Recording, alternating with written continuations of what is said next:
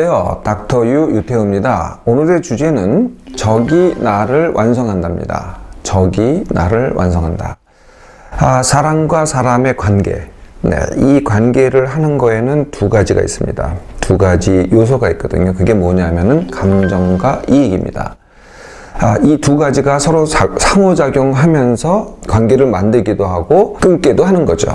이익이라는 것은요, 관계를 통해서 나한테 무언가 도움이 되는 것, 이게 이익입니다. 반대로 이익의 그 연속상에 있는 게 뭐냐면 손해가 되겠죠. 내가 저 사람을 만나서 내가 손해가 된다. 이것도 이제 이익입니다. 말하자면은. 그러면 감정은 뭘까요?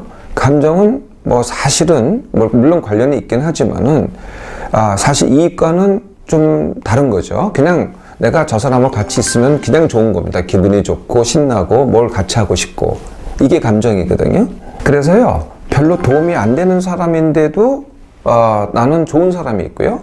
도움이 많이 되는데도 불구하고 나는 싫어하는 사람이 있는 겁니다. 이게 바로 감정인 거죠. 관계를 구성하는 두 가지 요소, 그게 이익과 감정입니다. 그러면 내 관계는 뭐 누구일까요? 제가 이 시간 통해서 한번 말씀드린 적이 있는데요. 그게 나, 가, 친, 동족, 속고사입니다. 이게 이제 또 앞에 글자만 딴 약어인데요. 나는 납니다. 가는 가족, 친은 친구, 동은 동료나 뭐 같은 일을 하는 사람, 적이 이제 동료 중에 있습니다. 그 다음에 속고사, 속은 내가 소속된 곳, 내가 모임에 소속됐든지 어느 단체에 소속됐든지 아니면 어느 종교에 나간다든지 하는 것들이 다 소속이 되겠죠. 고는 내가 하는 일에 나를 찾는 고객입니다. 내 상품을 사준다든지 내 서비스를 사주는 고객이 고입니다. 마지막 사는요, 이 사회를 말합니다. 나가 사회와 어떤 관계를 하느냐. 나, 가친, 동족, 속고사는요, 다 사람입니다. 그런데 사람이 아닌 것을 중요한 관계로 하는 분도 있기는 있어요. 그 사람이 아닌 것 중에 제일 많이 흔한 것이 반려동물입니다. 동물이긴 한데 거의 사람에 준하죠. 또 한 가지가 종교의 신입니다. 신을 가까이 하죠. 사람만큼 또는 그 이상으로 가까이 합니다. 세 번째는 환경입니다. 어떤 사람은 뭐 나무를 중시한다든지 어떤 사람은 산을 중시한다든지 어떤 사람은 무생물과의 관계를 갖다가 중요시 하는 거죠. 근데 여기서는요, 사람과의 관계만 얘기하겠습니다. 적을 얘기할 때는요, 친구이거나 아니면 동료입니다. 친구는요, 사실은 뭐 이익을 주고받고 보다는 더 중요한 것은 감정이 더 크죠. 이 두 가지 요소 중에서. 그래서 그냥 이 친구랑 같이 있으면은 즐겁고 뭘 같이 하는 게 좋고, 이게 이제 친구입니다. 그래서 모든 것을 나누고 같이 하는 친구를 뭐라 그래요? 베스트 프렌드라고 합니다. 그런데 내 친구 중에 베스트 프렌드만 있냐? 워스트 프렌드도 있어요. 워프라고 합니다. 워프. 워스트 프렌드는 친구긴 친구인데 뭘 나를 괴롭히고 뭔가를 빼앗고 뭐 이런 친구입니다. 워스트 프렌드가 되는 거죠. 이게 지나치잖아요. 그러면은 친구 중에서도 적이 생기는 거죠. 워스트 프렌드이거나 적이거나. 동료 중에서는 어떻게 되느냐? 동료들은요, 사실은 감정보다는 이익의 요소가 더 큽니다. 왜냐하면은 뭐 같은 일을 해서 이익을 늘려서 나의 이익을 더 크게 한다든지, 이게 이제 동료 아니겠어요? 같은 일을 하는데 서로의 이익을 늘려주는 사람을 협력자라고 합니다. 반면에 나의 이익을 갖다가 뺏으려고 하는 사람, 이를 경쟁자라고 합니다. 그냥 단순히 뺏는 게 아니라 아예 나 자체를 해하려고 하는 사람, 이게 바로 적이 되는 거죠.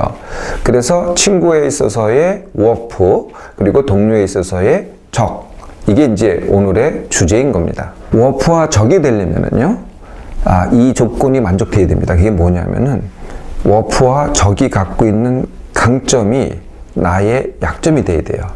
그래야 적이 되는 거거든요. 만약에 뭐 나보다 약하다, 그럼 내 상대가 안 되잖아요. 나를 괴롭힐 수가 없잖아요. 그러니까 워프와 적의 강점이 나의 약점인 경우, 이런 경우가 워프와 적이 되는 거죠. 그러다 보니까요, 내가 보기에는 워프와 적은요, 나한테 없는 모든 강점들을 갖는 것으로 보여요. 그러니까 나는 어떻게 해야 돼요? 나는 뭐 당하거나 피하거나 이래야 되겠죠. 도망가거나 이래야 되겠죠. 뭐 이게 상대가 안 되니까. 그래서 도망가잖아요.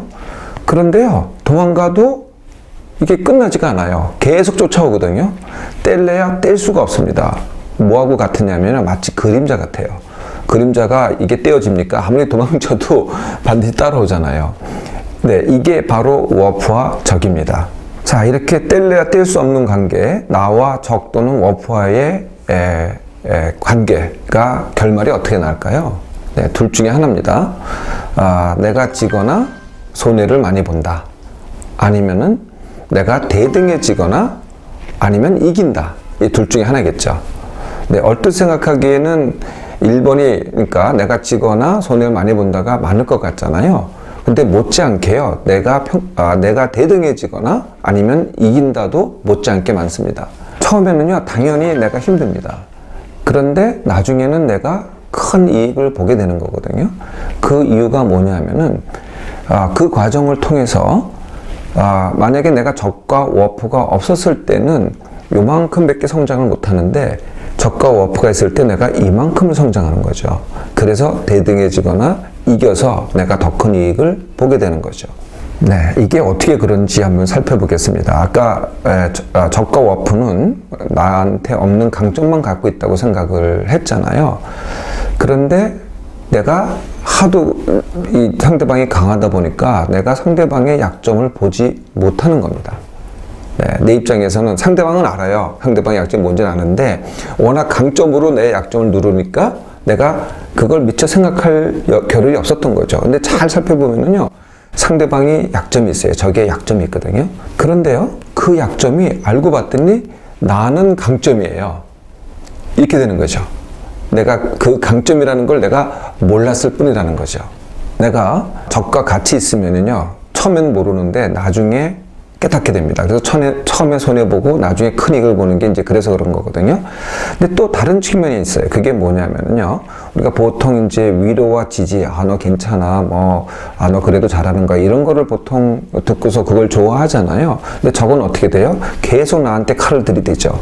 네. 그럼 나는 어떻게 되겠어요? 내가 도망가지만 않는다면은 나는 그 칼을 맞아야 돼요. 칼을 맞으려니까 나도 모르게요, 내가 단련이 됩니다. 그것 때문에. 그래서 내가 단련이 된다는 건 뭐냐면은 상대방의 강점이 나한테 단련이 되는 거 아니겠어요? 그래서 상대방이 갖고 있는 강점만큼 내가 성장을 합니다. 나도 못지않은 강점을, 똑같은 강점을 갖게 되는 거죠. 그래서요, 적은 어떻게 되겠어요? 강점으로 내 약점만 잡고 있었잖아요. 근데 내가 그 약점을 극복하고 성장을 했어요. 그러면은 나는 이제는 약점이 없어지고 강점과 원래 내가 갖고 있던 강점만 갖게 되는 거죠. 그런데 그 사이에 적은요, 자기 강점만 믿고 그대로 있었던 거죠. 그럼 나중에는 어떻게 돼요? 내가 내 적보다 훨씬 더 센 사람이 되는 거죠. 그래서요, 저절로 이기게 됩니다. 그런데요, 이 과정을 더 빨리 할 수 있어요. 지금 말씀을 들으셨잖아요. 그래서 눌려만 지내지 마시고 적의 약점을 한번 보시라고요. 물론 적의 강점을 갖다가 내가 습득하고 그거는 단련을 해야 됩니다. 그러면은요, 이 과정이 굉장히 빨라집니다. 굉장히 빠른 시간에 내가 적과 대등해지거나 아니면은 이길 수가 있게 되는 거죠. 저한테도 그러한 적이 있었습니다. 물론 저희 은사님도 계시고 저한테 잘해주신 분도 굉장히 많으세요. 저를 도와주신 분도 굉장히 많은데요. 이제 와서 생각해 보면은요, 저를 가장 괴롭혔던 한 분이 계셨거든요. 네, 제가 그분한테 지금도 많이 감사를 합니다. 왜냐하면 나를 괴롭혔지만은 나를 이만큼 성장시킨 가장 큰 힘이 바로 나의 그 적이었기 때문입니다.